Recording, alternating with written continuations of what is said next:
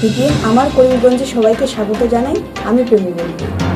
বিস্তারিত খবরে যাওয়ার আগে প্রথমে দেখে নিচ্ছি সংবাদ শিরোনাম। রাজ্যের বিধানসভা নির্বাচনের দিন ঘোষণা করল ভারতীয় নির্বাচন কমিশন।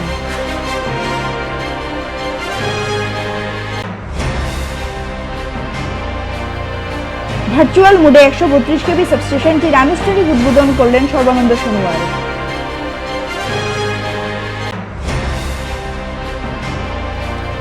একদিনে প্রায় 22 কোটি টাকার প্রকল্পের শিলান্যাস করলেন পাথারকান্দির বিধায়ক কৃষ্ণেন্দু পাল।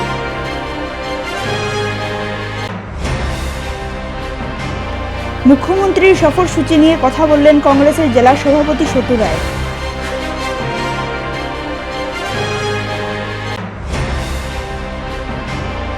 ত্রিপুরা থেকে আসা ট্রাক গাড়ি থেকে 65 প্যাকেট গাঁজা উদ্ধার করল করিমগঞ্জ পুলিশ।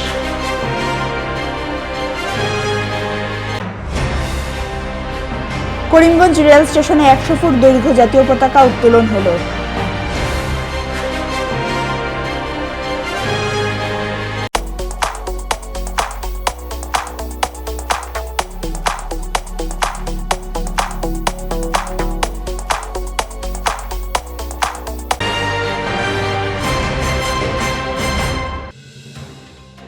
রাজ্যের বিধানসভা নির্বাচনের দিন ঘোষণা করল ভারতের নির্বাচন কমিশন। মোট 3টি পর্যায়ে নির্বাচন অনুষ্ঠিত হবে আসামে। প্রথম পর্যায়ের ভোট 27 মার্চ মোট 47 সমষ্টিতে অনুষ্ঠিত হবে। দ্বিতীয় পর্যায়ের ভোট 1 এপ্রিল মোট 38 সমষ্টিতে অনুষ্ঠিত হবে এবং তৃতীয় পর্যায়ে মানে সর্বশেষ পর্যায়ের ভোট 6 এপ্রিল মোট 40টা সমষ্টিতে অনুষ্ঠিত হবে। বরাক ভ্যালিতে দ্বিতীয় পর্যায়ে অর্থাৎ 1 এপ্রিল ভোট অনুষ্ঠিত হবে এবং 2 মে ভোট গণনার দিন ধার্য করা হয়েছে বলে জানান ভারতীয় নির্বাচন commission. First phase, issue of notification, 2nd March. First phase, 47 assembly constituencies, issue of notification, 2nd March. Last date of nomination, 9th March. Scrutiny of nomination, 10th March. Last date of withdrawal of candidature, 12th March. Date of poll, 27th March. Date of counting, 2nd May. I shall not read 2nd May again and again because that is the date of counting is same for all the elections. Am I clear? Can I go to the next? Assam second phase, 39 constituencies. Issue of notification, 5th March. Last date of nomination, 12th March. Last date of withdrawal of candidature, 17th March. Date of poll, 1st April. If it is clear, I can go to next. It's clear?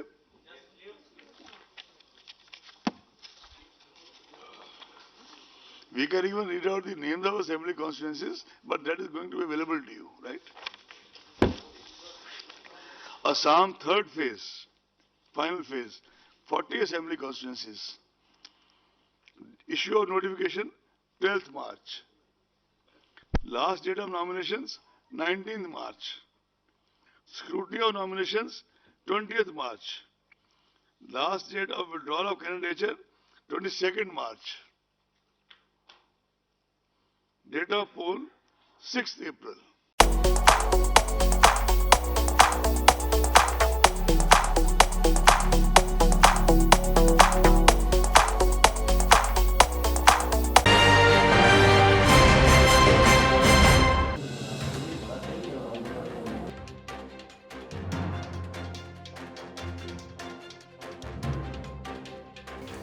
বহু প্রতীক্ষিত 132 কেবি substation ও অন্যান্য কয়েকটি প্রকল্প নিয়ে আগামী শনিবার মুখ্যমন্ত্রী সফরসূচি ছিল করিমগঞ্জে, কিন্তু নির্বাচন কমিশনের নির্দেশে শুক্রবার বিধানসভা নির্বাচনের দিন ধার্য হওয়াতে মুখ্যমন্ত্রীর এই কার্যসূচি বাতিল হয়। পরে শুক্রবার বিকেল 3টায় জেলাশাসকের কার্যালয়ের কনফারেন্স হলে ভার্চুয়াল মোডে মুখ্যমন্ত্রী সর্বানন্দ সোনোয়াল এই প্রকল্পগুলোর আনুষ্ঠানিক শুভারম্ভ করেন। তৎসঙ্গে করিমগঞ্জের 132 কেবি সাবস্টেশনটি চালু হওয়ায় করিমগঞ্জবাসী আনন্দিত, কারণ বিদ্যুৎ সমস্যা নাজেহাল পরিস্থিতি থেকে মুক্তি পাবে বলে আশা করা যাচ্ছে। এবং বিভিন্ন রাজনৈতিক দলের প্রতিনিধি, সম্মানীয় বিধায়ক, সাংবাদিক বন্ধুগণ, করিমগঞ্জ জেলার দীর্ঘদিনের যে বিদ্যুৎ সমস্যা, সেই বিদ্যুৎ সমস্যার সমাধান করবে আসামের মুখ্যমন্ত্রী একান্ত ইচ্ছায়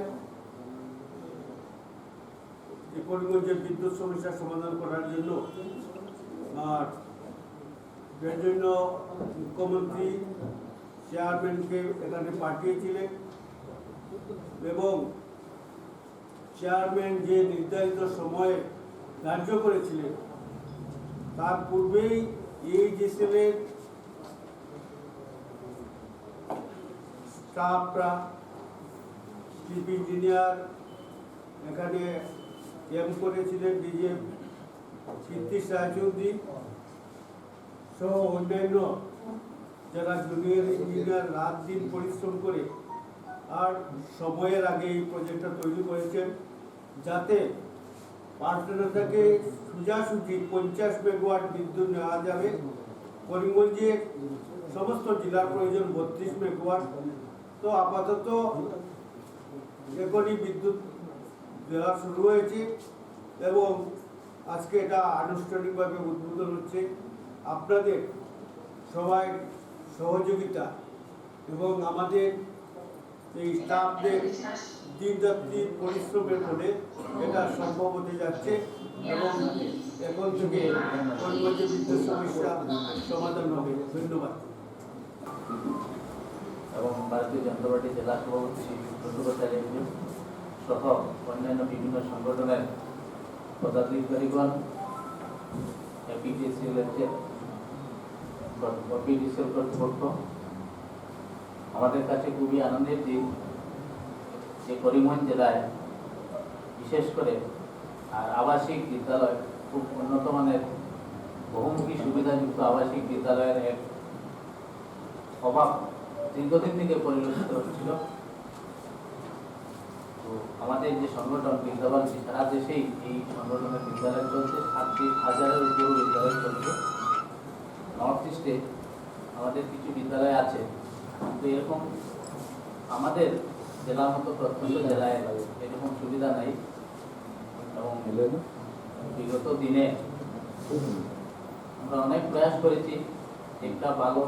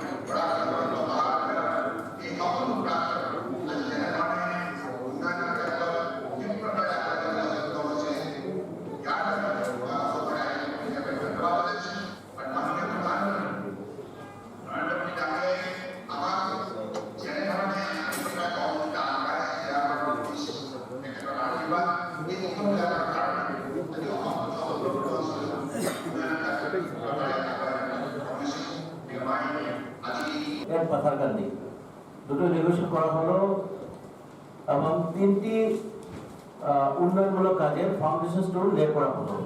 একটা সরস্বতী বিদ্যানিকেতন, যেটা 7.5 কোটি টাকা ব্যয় বিএডিপির আন্ডারে কনস্ট্রাকশন হবে, রেসিডেন্সিয়াল মাল্টিপারপাস স্কুল।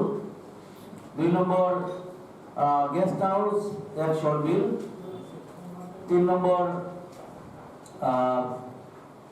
ইমার্শন ঘাট এট বিলামবাজার। আমি যখন সার্কুল অফিসার ছিলাম নিলামবাজার তখন থেকে সেটা প্রচেষ্টা চলছিল, আজকে সেটা বাস্তবায়িত হলো। এবং সনবিলের ক্ষেত্রেও সেটা আমি আর্কিটেক্টের প্রথম সার্কুল অফিসার ছিলাম, অনেকদিন সেখানে চেষ্টা চালানো হয়েছে সেখানে একটা কিছু করার জন্য। এবং সনবিল আমাদের শুধু করিমগঞ্জে না, সমস্ত আসামের পর্যটন ক্ষেত্রে একটা বিশেষ জায়গা করে নিয়েছে। এবং এই সনবিল হওয়ার ফলে, সনবিলের এই গেস্ট হাউস হওয়ার ফলে আমাদের সব দিক দিয়ে উপকার হবে এবং সেটা পর্যটন ক্ষেত্রে আরো উন্নতি করবে। তো আজকের এই অনুষ্ঠানে আমাদেরকে সহায়তা করার জন্য বিভিন্নভাবে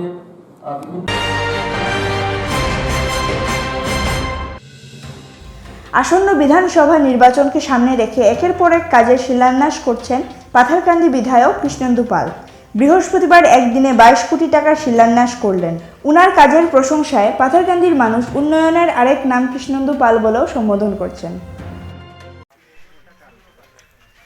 গ্যাসের কানেকশন থাকবে, ফ্রি ইলেকট্রিফিকেশন হবে, শৌচালয়ের ব্যবস্থা হবে, আর বিশুদ্ধ পানীয় জল, যাতে সবার ঘরে ঘরে বিশুদ্ধ পানীয় জলের ব্যবস্থা হয়। এই কারণে আমরা প্রত্যেকটা এলাকায় 1 কোটি যেখানে লাগে, যেখানে 2 কোটি লাগে, যেখানে 3 কোটি লাগে, যেমন পুতনিতে আমরা একটু আগে একটা শিলান্যাস করলাম 3,40,00,000। ঠিক সেইভাবে আমরা এই প্রকল্প, যেহেতু এটা ওভারের ট্যাঙ্ক আছে, এটা শুধু ওয়াটার উঠানোর জন্য, লোড করার জন্য এবং সবার ঘরে ঘরে জলের ব্যবস্থা করে দেওয়ার জন্য সরকারের পক্ষ থেকে 1 কোটি টাকা স্যাংশন হয়েছে। রাস্তা হলো, স্কুল হলো, সবার ঘরে ইলেকট্রিকের বাতি গিয়ে পৌঁছলো, সবার আয়ুষ্মান ভারতের কার্ড, অটল অমৃতের কার্ড, প্রধানমন্ত্রী আবাসের ঘর, এখন বিশুদ্ধ পানীয় জল, যাতে আমরা একজন মানুষ সুন্দরভাবে বাঁচতে পারি তার জন্য যেসব ব্যবস্থা, সব ব্যবস্থা করার প্রয়াস নেওয়া হয়েছে এবং আমরা চেষ্টা করছি যে প্রত্যেকজন মানুষ আমরা সুন্দরভাবে বাঁচতে পারি। কারণ আমাদের প্রধানমন্ত্রীর একটাই লক্ষ্য যে সব এলাকায় সমানভাবে ডেভেলপ করে এক ভারত শ্রেষ্ঠ ভারত, শক্তিশালী ভারত গড়ার লক্ষ্যে আমাদের এই অভিযান। আজকে আমাদের এখানে জেলা পরিষদের ভাইস চেয়ারম্যান আছেন বিমলা রানী দুবি।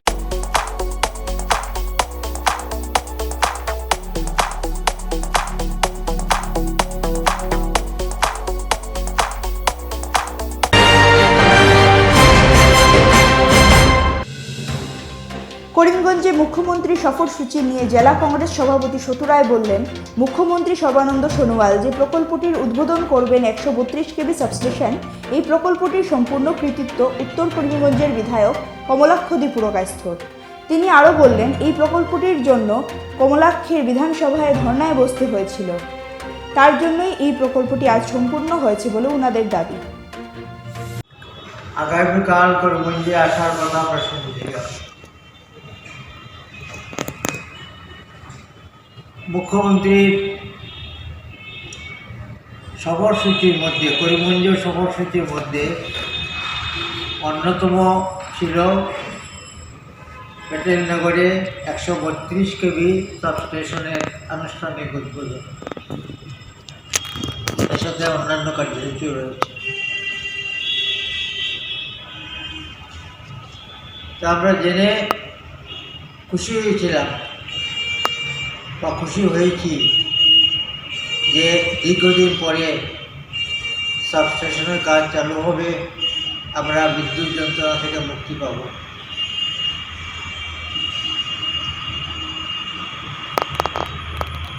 খবর পেলাম একটু আগে যে মুখ্যমন্ত্রীর সফরসূচি বাতিল হয়েছে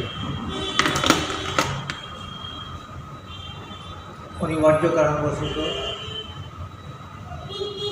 সরকারি কোনো প্রকল্পের উদ্বোধন তিনি করবেন না বলে জানিয়েছেন, শুনেছি।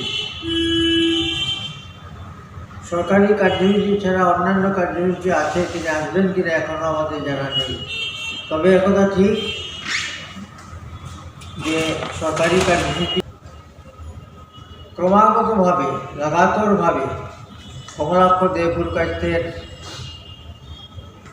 আন্দোলন বিধানসভার ভিতরে এবং বাইরে আন্দোলনের ফলেই আজ এই 132 কেবি সাবস্টেশনের কাজ শেষ হয়েছে। মুখ্যমন্ত্রী যেটি উদ্বোধন করার কথা ছিল। এই পরিপ্রেক্ষিতে আমাদের কংগ্রেসের বক্তব্য এই যে বিজেপি দল এবং বিজেপি পরিচালিত সরকার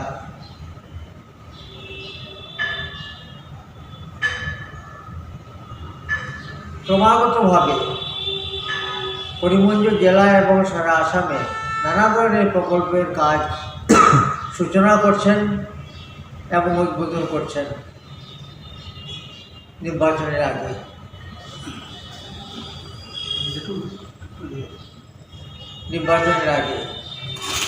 এটা মানুষকে প্রভাবিত করার জন্যেই মূলত ঠিক নির্বাচনের 1 মাস আগে এ ধরনের প্রকল্পগুলির উদ্বোধন এবং সূচনা ঘটনা হচ্ছে।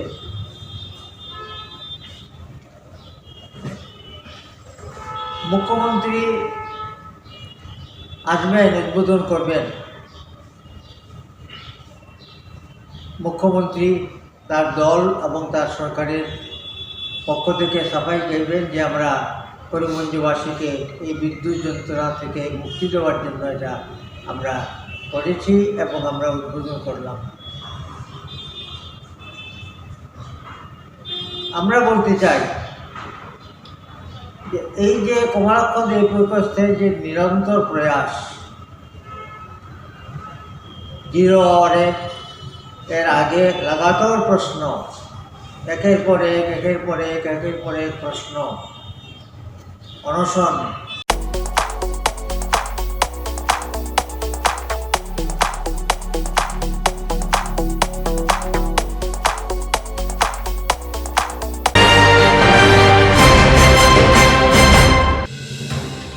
বৃহস্পতিবার সন্ধ্যা প্রায় 7টা নাগাদ গোপন সূত্রে খবর পেয়ে পেটেলনগর 132 কেবি সাবস্টেশনের সম্মুখে ত্রিপুরার থেকে আসা এক ট্রাক গাড়িতে 65 প্যাকেট গাঁজা উদ্ধার করল করিমগঞ্জ পুলিশ।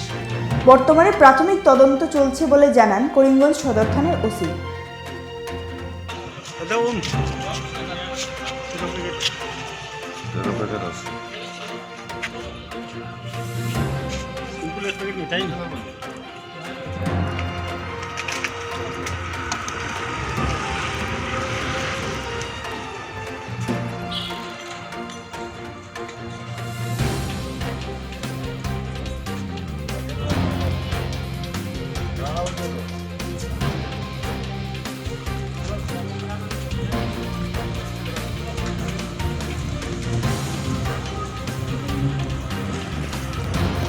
গাঞ্জা ধৰিছে ক'ৰ পৰা ধৰিছে কিমান টকা মানুহ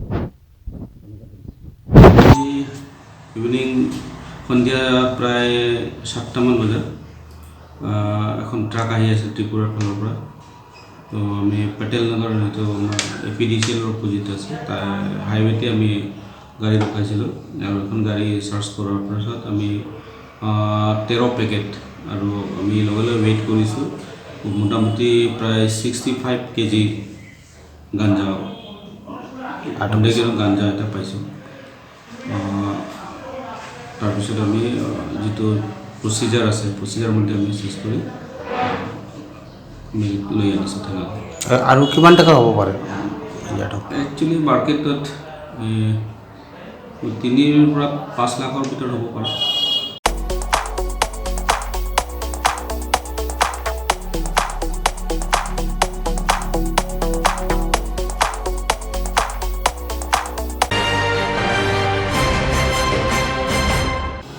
বৃহস্পতিবার আনুষ্ঠানিকভাবে করিমগঞ্জ রেল স্টেশনে 100 ফুট দৈর্ঘ্যের জাতীয় পতাকা উত্তোলন করা হয়।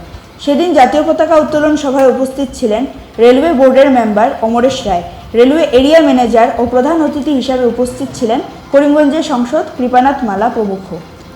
তৎসঙ্গে করিমগঞ্জের সিভিক রাইটস কমিটির কার্যকর্তারা এরিয়া ম্যানেজারের সঙ্গে মিলিত হয়ে অতি সত্বর লোকাল ট্রেনগুলো চালু করার দাবিও উত্থাপন করেন।